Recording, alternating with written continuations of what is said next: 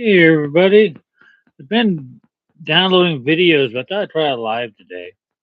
See if it makes any difference. Topic today is lasagna. Lasagna. It's an old standard of mine. I've made lasagna for quite a few years. It's not a complicated procedure, at least for me, it's not. It's a good way to make something slightly different out of basic ingredients. I started making lasagna, gosh, good 30 years ago, or at least 20, 25 years ago.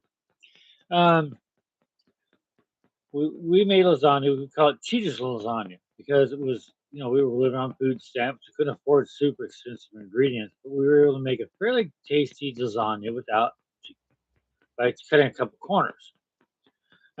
Use hamburger and spaghetti sauce. That became the base layer.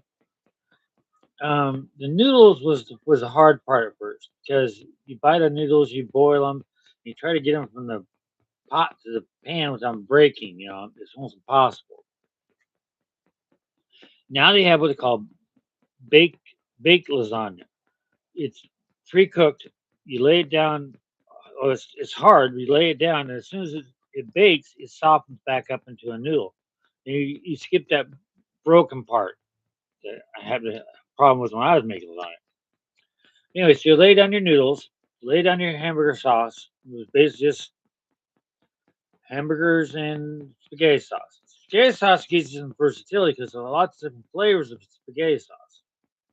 Like last night we used four cheese lasagna spaghetti sauce. We could use garlic.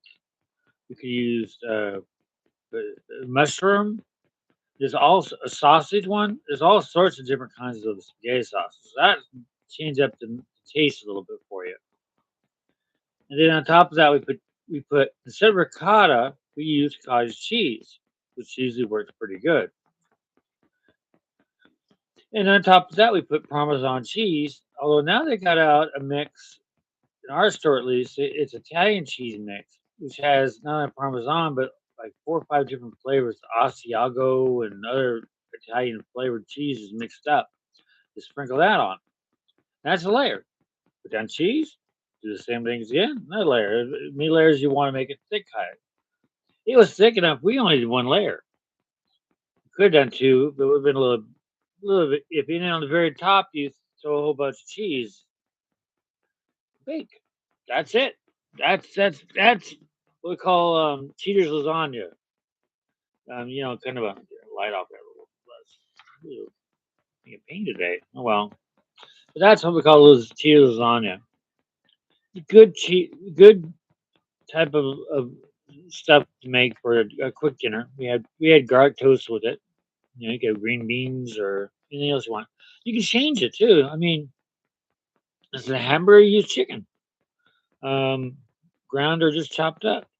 You could make a vegetarian use spinach instead of hamburger stuff, and you could use a. I think you could get away with spaghetti sauce as long as it wasn't had no meat in it. Like say a mushroom spaghetti sauce, and then the spinach mixed in with like say the ricotta or the cottage cheese, and it'd make a fairly decent lasagna. I'll try that, see if it works good.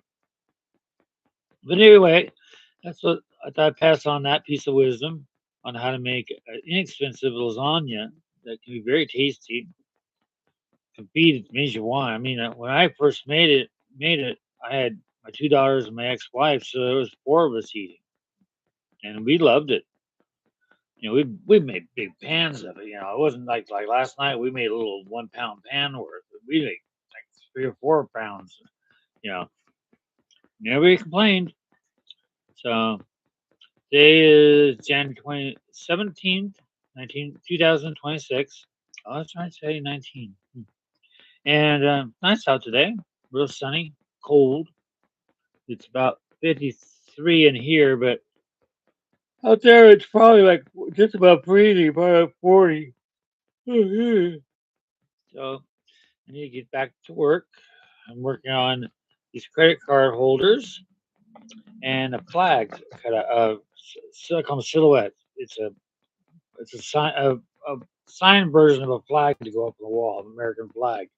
When I get it done, I'll show it to you guys. You know, I got other projects on the drawing board I'm thinking of. I'm working on clay a little bit today. See if I can get a decent looking piece of clay out of everything.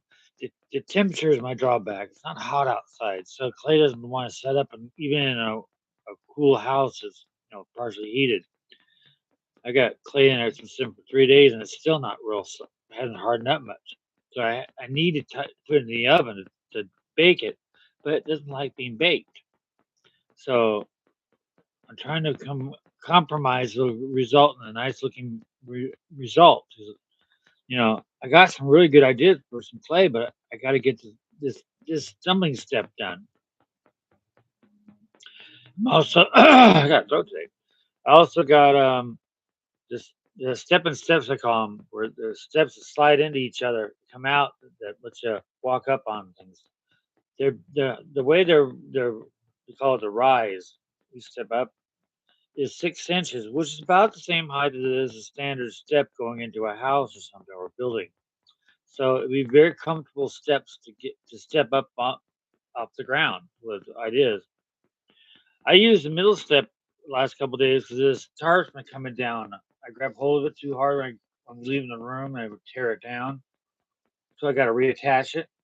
And the middle step, which is 12-inch step, I can step up that high. And it allows me to reach up comfortably to put everything back in place again. And that's not the highest step. So, it's really promising. So we'll see what happens. And hope everybody's doing good. Remember, take care of each other. Be nice to each other. Pass it on, and it'll come back to you. And have a good day. Thank you. Bye. Let's see.